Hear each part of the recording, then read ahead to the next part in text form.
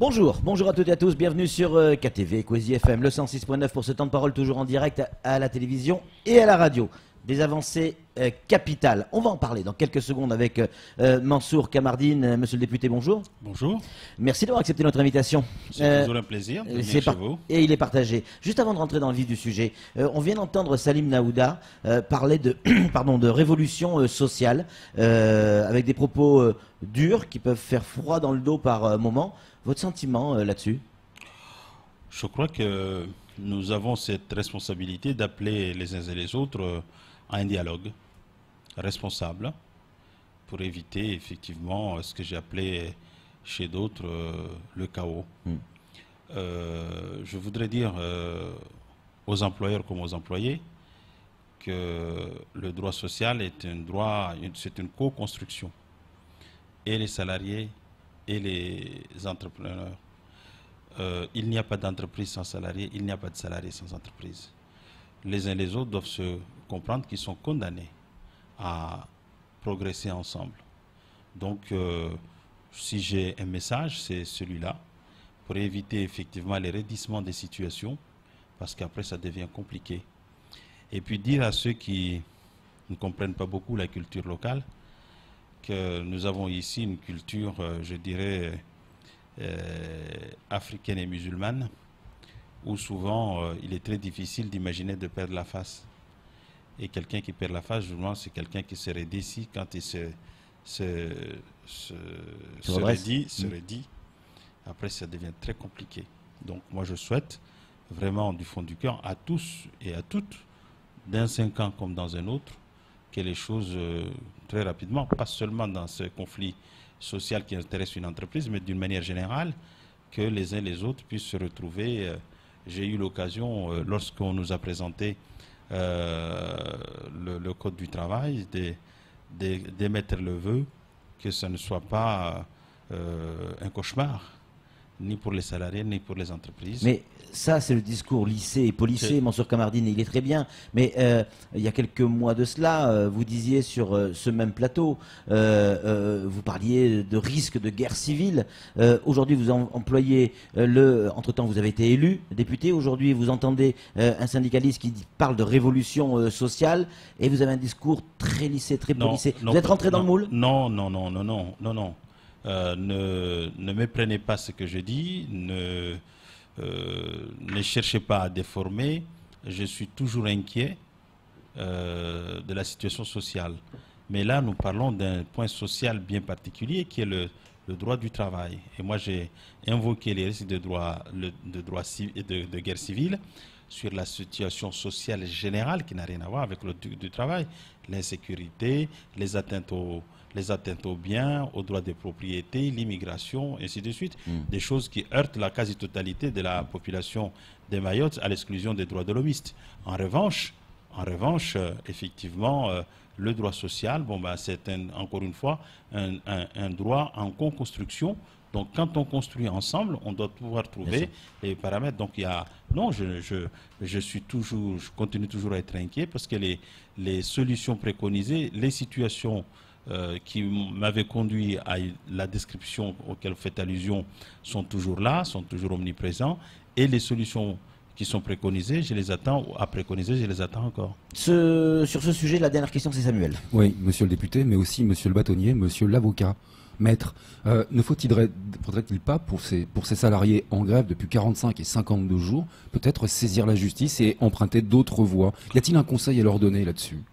Je n'ai pas de conseil à leur donner. Encore une fois, nous sommes là au cœur d'un droit syndical. À chacun les moyens. Je n'ai pas été mandaté par les organisations syndicales. Je ne suis pas le représentant ni des FO ni de la CGTMA pour leur dire ce qu'il y a lieu de faire. Donc ce n'est pas à moi de dire ce qu'il y a lieu de faire.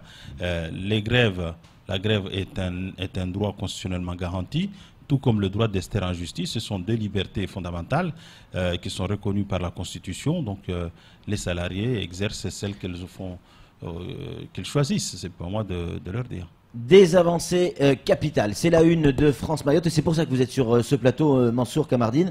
Bien sûr. Je suis aussi pour tous les sujets. Y a pas oui, de mais problème. en tout cas, nous, on s'intéresse vraiment à ça parce que l'actualité, elle est là et ça fait des années que on rêve de rattraper ce retard quand on parle d'égalité, notamment. À qui, avant de rentrer dans les détails, à qui on doit cette victoire?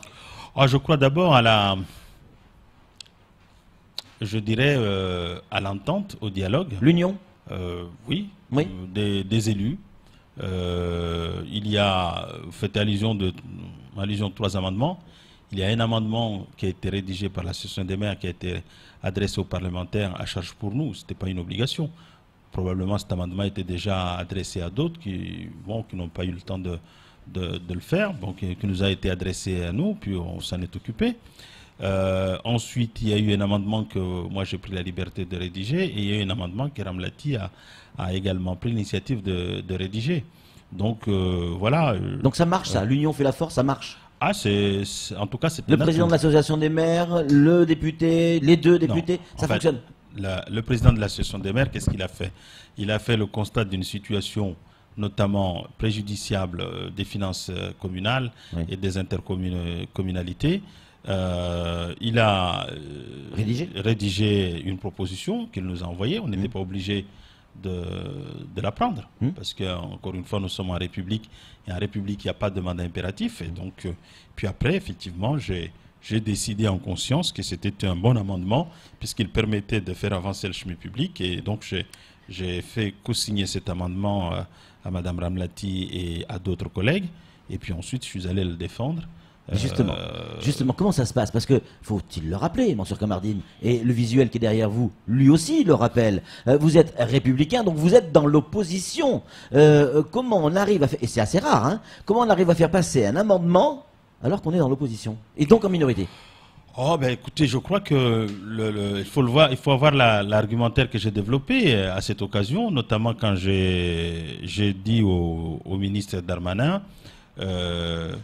à mes yeux, il s'agit manifestement d'une erreur, d'un oubli quand on a fait l'intégration de l'activité des richesses générées par l'activité économique à Mayotte dans le budget général de l'État, et on a oublié de mettre en place le régime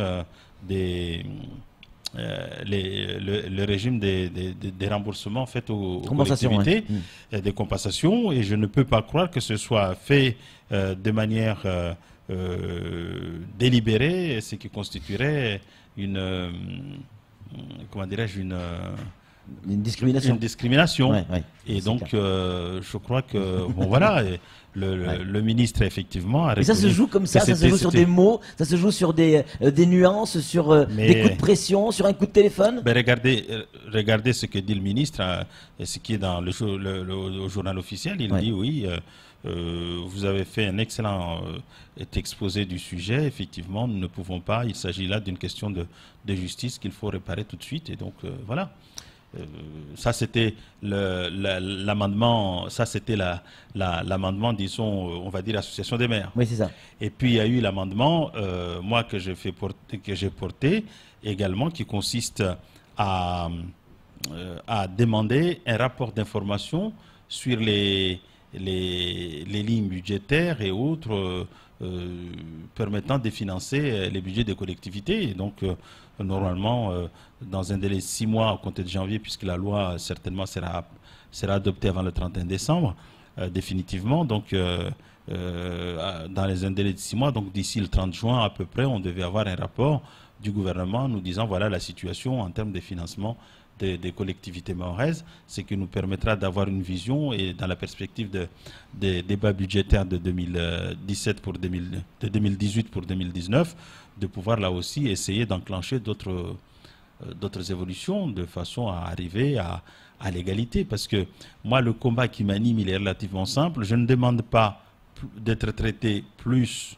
ou mieux que les autres, mais je ne demande pas non plus d'être traité moins bien que les autres. Je demande simplement d'être traité comme les autres. Liberté, égalité, fraternité. Samuel Baucher, le rédacteur en chef de France Mayotte Matin, a une question à vous poser, monsieur le député. Qui dit amendement dit possibilité de modification. Est-ce qu'aujourd'hui, il est possible que ces 3 amendements soient modifiés ou disparaissent?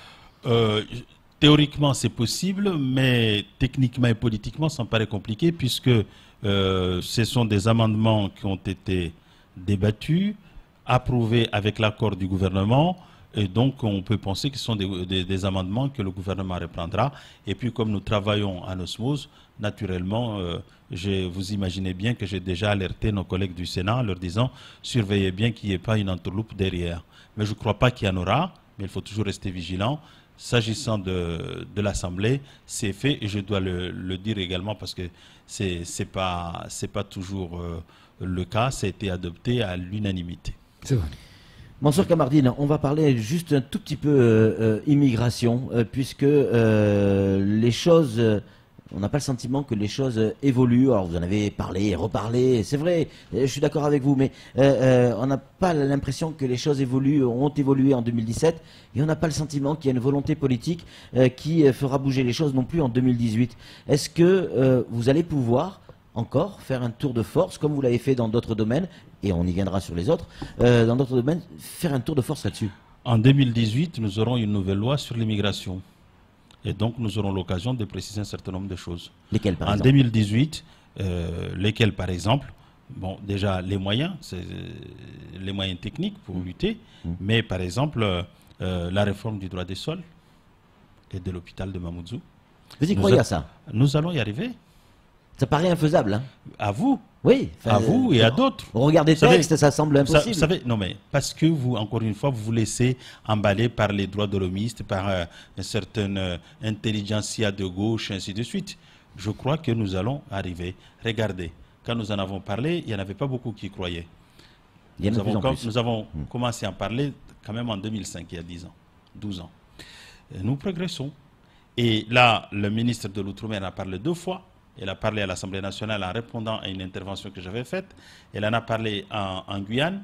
Le président de la République en a parlé en Guyane. Exact. Et si le président de la République en a parlé, c'est que, je dirais, c'est quasiment fait. Et donc, nous allons y arriver. Nous allons y arriver. Donc, tout ce qui n'était pas possible hier l'est aujourd'hui. Pourquoi il faut... Alors, on va arriver à quoi? Il va avoir quoi notre statut ça va être quoi le statut de notre CHM? Ah ben, je ne sais pas. Le président de la République a laissé entendre qu'on pouvait imaginer, par exemple, que ce soit une zone internationale. C'est-à-dire que ceux qui naissent là n'ont pas forcément vocation à acquérir la nationalité française. Mais ils peuvent quand même l'obtenir. Mais ce sera peut-être c'est plus pas difficile. Du systématique. Ce ne sera pas du systématique ou du quasi systématique comme c'est le cas actuellement. Oui.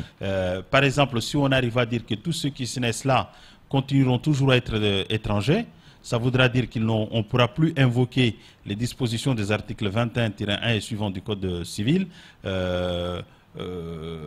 pour dire que moi je suis né à Mayotte, des parents étrangers mais qui suis à Mayotte depuis 11 ans, 13 ans, 15 ans et donc j'ai vocation à devenir français. Non, ce ne sera pas possible.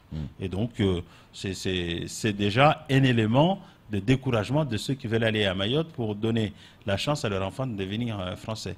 Et puis après, il y a l'aspect coopération régionale et coopération bilatérale qui permettent également de faire un certain nombre de choses qui de nature à fixer les populations chez eux. J'ai écouté tout à l'heure Samuel Bocher qui était étonné par la position d'un certain nombre d'associations droits de l'homiste ici et qui avait toujours la main sur le cœur en dénonçant la situation faite aux étrangers et aux populations. Oui, parce que ça reste des êtres humains. Mais nous avons tous le cœur à gauche. Là n'est pas le sujet. Mais regardez, est-ce que les gens qui viennent ici, ce sont exclusivement des gens qui viennent par exemple d'Anjouan, qui seraient malheureux, Non. Il y a un trafic de population qui se fait d'êtres humains, qui se fait au départ d'Anjouan, avec des armateurs véreux qui s'enrichissent au Dieu des pauvres, et que cela, il faut qu'on arrive à les interpeller, à les mettre derrière les verrous. Et donc, il faut sortir de ces ambiguïtés-là en laissant croire. Et puis, j'ajouterais, moi j'aurais aimé aussi qu'en parlant des situations de détresse, à Mayotte, il n'y a pas des gens qui sont en situation de détresse. Et pourquoi on n'en parle pas? On parle toujours du droit de l'homme des étrangers. Moi, j'aurais aimé qu'on parle aussi du droit de l'homme des Français à Mayotte.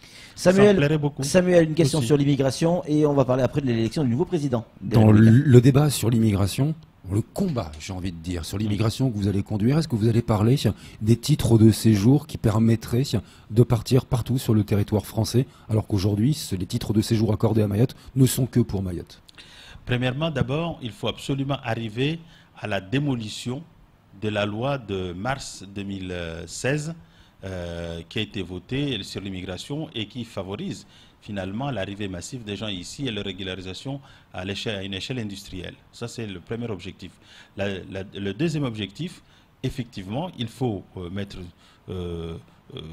du bon côté tous les atouts qui nous permettront de combattre plus efficacement encore l'immigration clandestine et faire en sorte que tous ceux qui auront ici un titre de séjour, qu'ils aient un titre de séjour de circulation qui leur permette d'aller un peu partout. Et à ce moment-là, ça fera prendre conscience à la métropole, donc aux grands décideurs, que cette situation est inacceptable. Car il est de l'avis de tous, que ce que nous vivons ici est insupportable. Et ce serait insupportable si ça se produisait à Mayotte. Je lisais hier un magazine causeur, un de vos confrères causeurs, qui a titré « La France croule sous le poids de l'immigration ». Bien. Vous savez c'est quoi le taux de l'immigration en métropole? 5 à 10, 11%. La France croule sous le poids de l'immigration. À Mayotte, vous savez combien l'immigration? 52, 53%. Et on ne croule pas encore. Et vous avez encore des gens qui viennent vous parler de je ne sais quoi. Non, je crois qu'il faut être un peu sérieux. Il faut éviter la provocation de ce petit peuple mahorais parce qu'elle a une résilience sans borne, mais quand la borne est atteinte, parfois la réaction est tout aussi importante. Merci beaucoup Mansour Kamardine, on a déjà explosé le temps. Si vous avez encore quelques minutes, vous restez un petit peu avec nous? Non, vous n'aurez pas le temps. Dommage, qu'on voulait parler de Laurent Wauquiez. Deux mots, voilà. Oui, Laurent Wauquiez est élu à 74, un peu moins de 75%. Ouais. C'est un raz-de-marée. Oui, c'est très bien, il a été élu. Moi, je vais lui adresser mes très sincères félicitations et lui souhaiter bonne chance. Et vous allez le soutenir dans ses projets? Hein? Vous allez soutenir dans ces projets? Écoutez, il faudra voir. Soutenir le projet de la droite sur les questions de liberté, d'emploi, de travail, du mérite. Ce sont des sujets, moi, qui me parlent. Mais il faut effectivement que nous ayons une clarification en ce qui concerne cette espèce de course de fuite en avant vers l'extrême droite. Merci beaucoup Mansour Kamardine d'être venu sur ce plateau. C'est tout pour ce temps de parole. Tout de suite, la suite de nos programmes. On est à